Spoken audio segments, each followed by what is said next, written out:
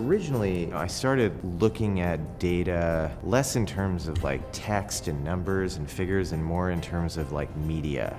So it was almost like paint, right? It was just like a thing to work with. It's the real marker of the 21st century. We are becoming numbers. We are expected to have a fluency around numbers that we don't have a really good critical literacy around in the United States.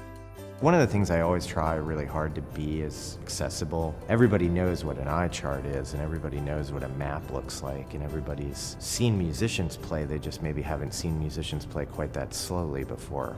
And I try to make sure all the pieces that I make are very clear and have a very nice kind of metaphor, and they ask a lot of questions. They're supposed to be thought-provoking. And most importantly, there's a cartridge. And there are 5 shootings a day in this city, so this filled up with bullets.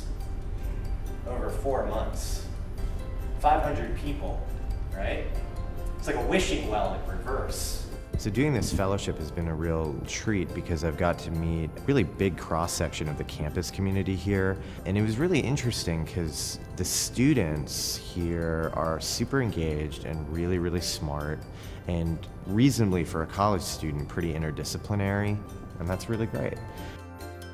Having a couple people come up and talk about their work as it relates to some of the themes in the show has been really fun. So having Sarah Hendren come around is a really interesting way to get students to think up, what it means to be an artist in society. Like, what does social practice really mean? Does that mean you make a piece pointing out a problem, or does that mean you also need to come up with a solution for that problem?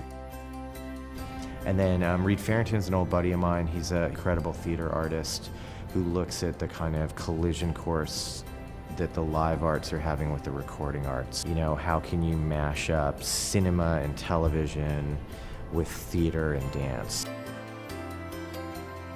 And then I've got my buddy Todd Reynolds coming in, who's just an amazing violinist, amazing educator, and he's one of my favorite guys to play with. So that's just gonna be a fun gig. I have a trio of pieces in here. So I've got a series on the American presidents. I've got a series that is a funny retake on the American census, where I made a cartography map based on Americans and their dating profiles.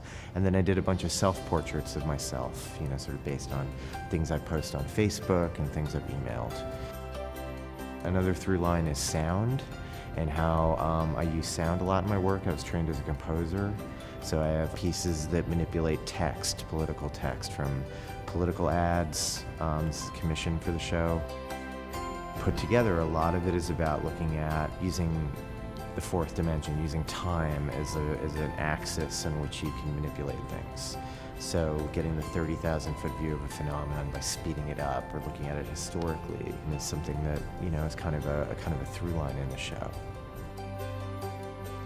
There's a very solid kind of community of media artists in the United States who are really kind of like chipping away at trying to critique and make us think a little bit harder about how we use numbers and data in our lives.